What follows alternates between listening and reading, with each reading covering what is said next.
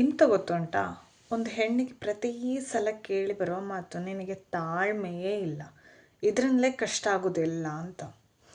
ಸುಮ್ಮನೆ ಒಮ್ಮೆ ಆಲೋಚನೆ ಮಾಡಿ ನೋಡಿ, ಆ ಹೆಣ್ಣು ತಾಯಿಯಾಗಿದ್ದಾಗ ತನ್ನ ಮಗುವಿಗೆ ಊಟ ಮಾಡಿಸ್ಬೇಕಾದ ಸಂದರ್ಭದಲ್ಲಿ ಆಕೆ ಎಷ್ಟು ತಾಳ್ಮೆಯನ್ನು ಹೊತ್ತು ಕೂತಿರ್ತಾಳೆ ಅಂತ.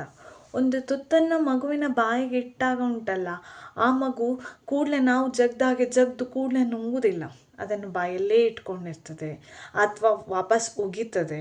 ಅದನ್ನು ಏನೇನೋ ಅದರ ಮೇಲೆ ಪ್ರಯೋಗ ಮಾಡಿ ಅದರ ಹೊಟ್ಟೆ ತುಂಬಲಿ ಅಂತ ಹೇಳಿ ಏನೇನೋ ಕಸರತ್ತು ಮಾಡಿ ವಾಪಸ್ ಬಾಯಿಗೆ ಹಾಕಿಸಿ ಏನೋ ಕತೆ ಹೇಳಿ ಅಂತೂ ಆ ತಟ್ಟೆಯಲ್ಲಿರುವ ಊಟವನ್ನೆಲ್ಲ ತನ್ನ ತಾಳ್ಮೆಯನ್ನು ತಪ್ಪದ ಹಾಗೆ ಊಟ ಮಾಡಿಸ್ತಾಳೆ. ಹಾಗಾದರೆ ಅದು ತಾಳ್ಮೆ ಅಲ್ವಾ?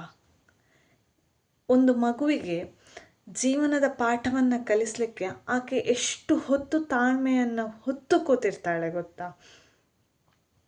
ಆ ಮಗು ಅಂಬೆಗಾಲಿಡುವಾಗ, ಆ ಮಗು ನಡಿವಾಗ, ಆ ಮಗು ದಿನ ಇಡೀ ಪ್ರಶ್ನೆಯನ್ನು ಕೇಳ್ತಾ ಇರುವಾಗ ಉತ್ಸಾಹದಲ್ಲಿ ಆ ತಾಯಿಯಾದವಳು ಪದೇ ಪದೇ ಎಷ್ಟು ಉತ್ತರ ಕೊಡ್ತಾ ಕೂತ್ಕೊಳ್ತಾಳೆ ಗೊತ್ತಾ? ಹಾಗಾದರೆ ಅದು ತಾಳ್ಮೆ ಅಲ್ವಾ? ಆ ಹೆಣ್ಣು ಹಾಗಾದರೆ ಎಲ್ಲಿ ತಾಳ್ಮೆಯನ್ನು ಕಳ್ಕೊಳ್ತಾಳೆ ಅಂಥೇಳಿ ಒಂದು ಬಾರಿ ಗಂಡ ಆದವ ಯಾಕೆ ಆಲೋಚನೆ ಮಾಡೋದಿಲ್ಲ?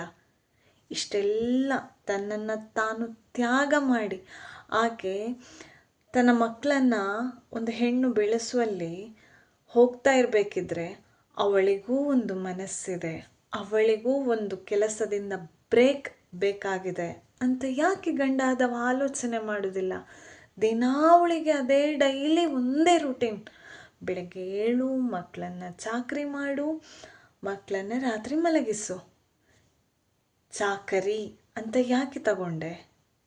ಆ ಮಗುವಿಗೆ ಬೇಕಾದ್ದನ್ನು ಮಾಡಬೇಕಾದವಳು ಅವಳೇ, ಆದರೆ ಅವಳಿಗೊಬ್ಬಳಿಗಾಗಿ ಹುಟ್ಟಿದ ಮಗು ಅಲ್ಲ ಅದು, ತನ್ನ ಕುಟುಂಬಕ್ಕಾಗಿ ಹುಟ್ಟಿದ ಮಗು ಅಂತ ಹೇಳಿದ ಮೇಲೆ ಅವಳು ಅಷ್ಟು ತಾಳ್ಮೆಯನ್ನು ಹೊತ್ತು ತನ್ನನ್ನು ತ್ಯಾಗ ಮಾಡಿರುವಾಗ ಒಬ್ಬ ಗಂಡ ಆದವ ಅಥವಾ ಬೇರೊಬ್ಬ ಮನುಷ್ಯ ಯಾಕೆ ಸ್ತ್ರೀಗೆ ತಾಳ್ಮೆಯೇ ಇಲ್ಲ ಅಂತ ಹೇಳೋ ಪದವನ್ನು ತಗೊಳ್ತಾರೆ?